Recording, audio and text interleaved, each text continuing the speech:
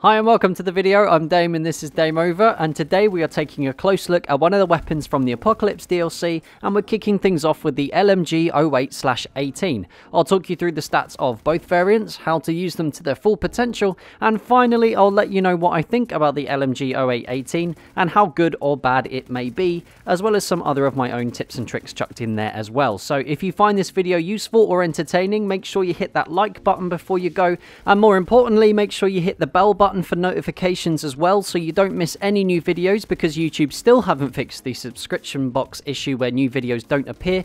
And this video is part one of a series of reviews I'll be doing of the Apocalypse DLC weapons. So if you're new around here, make sure you hit the subscribe button so you can stay up to date with those two if you like this one.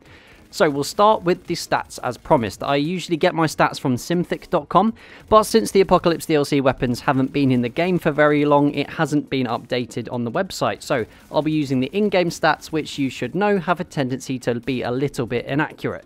So the LMG 08/18 has the standard damage figures for the support class. It has a fire rate of 600, which is the same as the BAR, and also has similar stats for accuracy, hipfire and control as the Parabellum, with the exception of the accuracy and control stats being a little bit higher. It does mostly feel like the Parabellum because of the weapon archetype, but I'll go into the similarities between the two a little bit later on. The only differences between the low weight and suppressive variants of the LMG 08/18 is the size of the magazine, which sits at 100 and 200 rounds respectively, and the suppressive variant also has a telescopic sight, with both variants having a bipod as well. I'll start with the low weight variant, but pretty much everything I'll say is applicable to the suppressive variant too, and overall I had a very good time with it. Before the TTK patch, I would have always chosen the Parabellum over the 08/18. But because of the reduction of bullets to kill and increase to recoil on LMGs as a whole, the 08/18 is a far more viable option because it is that much easier to control. The recoil seems far easier to manage than the BAR or Parabellum nowadays, especially when you're moving and shooting, and the spread doesn't seem too drastic either. You'll have noticed in these clips that I've swapped to the AA sights, because in the Apocalypse DLC, DICE seem to have put a lot of effort into making the iron sights as hard to use as possible, and the AA sights restrict the field of view by far less when you aim down sight. Up close, you've got relatively easy to control hipfire to rely on. It feels almost exactly the same as the Parabellum, but with a slightly lower time to kill. It can be very lethal in those close quarters fights, but it's at around mid-range where I feel this weapon becomes its most lethal.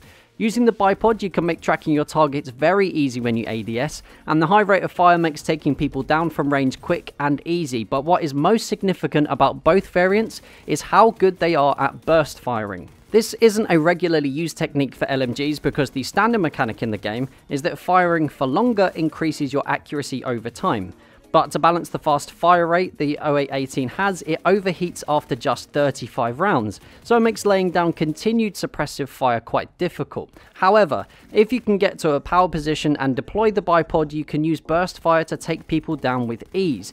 You'll see in these clips that even at those longer ranges, it's very easy to take your targets down, and if you can set yourself up in a defensible position, it's very hard to compete against the 08/18 because of its abilities at range.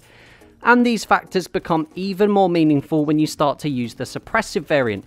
The extra 100 rounds available and the telescopic sight means those long-range engagements become even easier, but you can still challenge with the high level of efficiency when moving and shooting at mid-range too.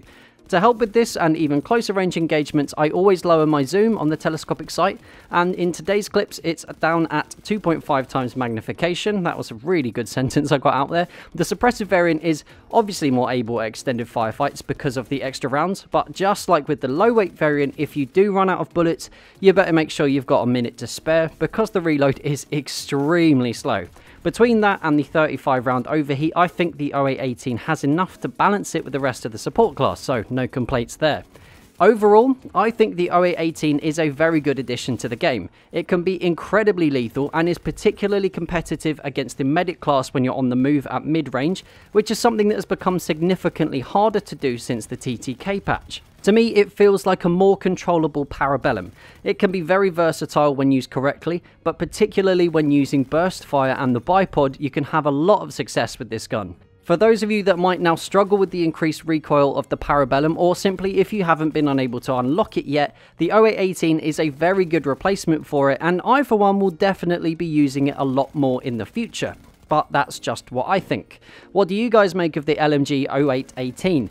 How have you found the Apocalypse DLC so far? Make sure you let me know down in the comments below. So if you had a good time, make sure you hit that like button. If you're new around here, make sure you hit the subscribe button too. Also, make sure you hit the bell button for notifications so you don't miss any new videos. Feel free to share this video with whoever and wherever you like. And until next time, that's Dame over. Peace.